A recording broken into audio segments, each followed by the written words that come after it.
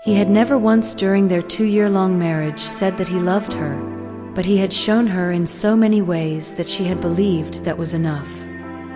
In the face of his abandonment, she had come to question that love and had been forced to acknowledge that the words would have meant more.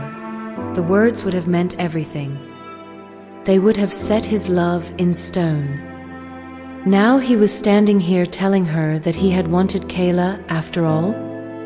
What was she supposed to believe? Why was he treating her like the villain for leaving, when he was the one who had driven her away?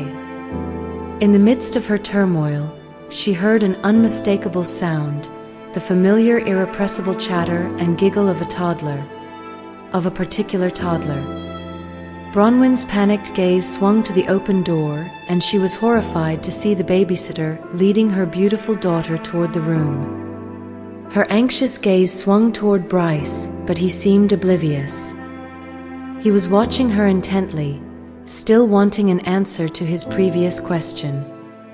Rick had heard though, and his gaze was riveted on the doorway as well. Oh God, how could Katrina bring her here? How had the woman even known where to find Bronwyn? Answer me, damn you. Bryce was growling. How could he remain unaware of the approaching babble of an effervescent 18-month-old baby? He had his back to the door and so did not see when Kayla and the now faltering Katrina crossed the threshold. The young woman hesitated as her gaze swept around the room, immediately picking up on the tension. The toddler had no such reservations, and upon seeing her mother, her face lit up and she made a beeline for the cot.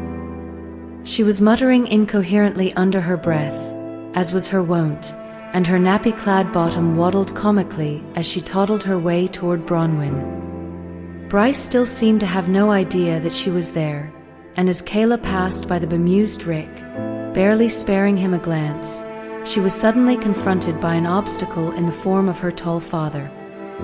She frowned up at the big man who had his back to her, looking so much like him in that moment that Bronwyn smiled. What do you find so funny about this, Bronwyn? He hissed. Man big, Kayla said, her first 2 clear words since entering the room, and it sounded more like criticism than compliment. When he still didn't get out of her way, she gave him a measuring look, drew back her leg, and Ekale, no. Bronwyn shouted in horror, just as the little girl kicked her father on his calf.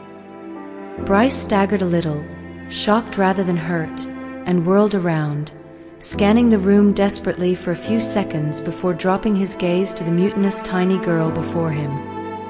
Not even knee-high to him and still in nappies, but she refused to back down.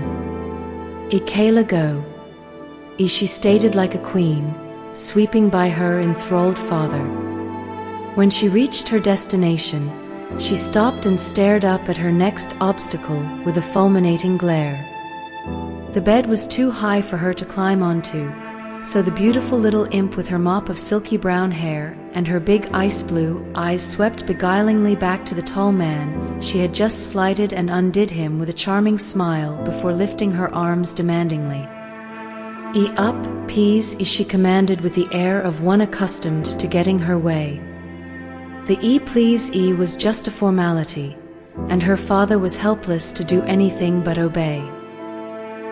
He picked her up reverently, holding her close for just an instant longer than she liked, and she squirmed uncomfortably until he settled her onto the cot beside her mother, before shifting his piercing scrutiny to the babysitter whom he had only just noticed.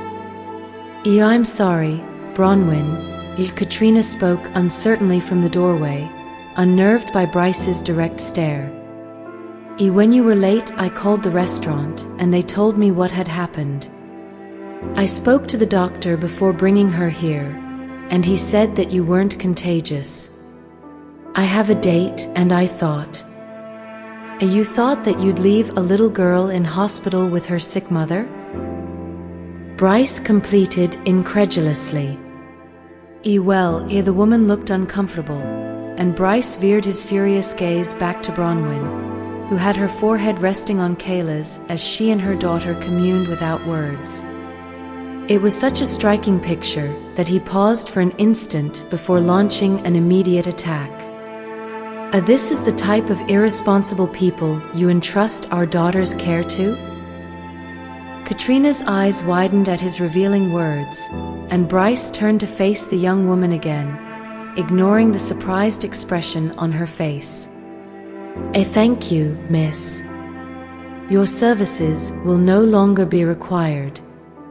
Rick, please give the young lady whatever money is owed to her. I can pay my own babysitter, Bronwyn hissed furiously, but he kept his back to her, ignoring her, while Rick led Katrina out of the room. He turned to face her, and she repeated her claim. I can pay my own babysitter, damn you. Seeing that you have just lost your low-paying job, I don't think that you're in any position to be stubborn on this issue, Bronwyn. Kayla was glaring up at Bryce furiously, and her scowling little face immediately distracted him. Hey there, Angel. His voice gentled as he crouched down beside the bed to meet her eyes. Why so cross? Mummy sleep, she admonished. Shoo. He blinked for a startled instant, before lifting his gaze to Bronwyn's shadowed eyes. It appears that our daughter has a lot more common sense than either of us does. He smiled fondly down at the toddler, who was lovingly stroking her mother's hair. You're in no condition to argue, Bronwyn. Just do as I say. She gasped at his nerve and was about to protest when he hunkered down in front of Kayla again.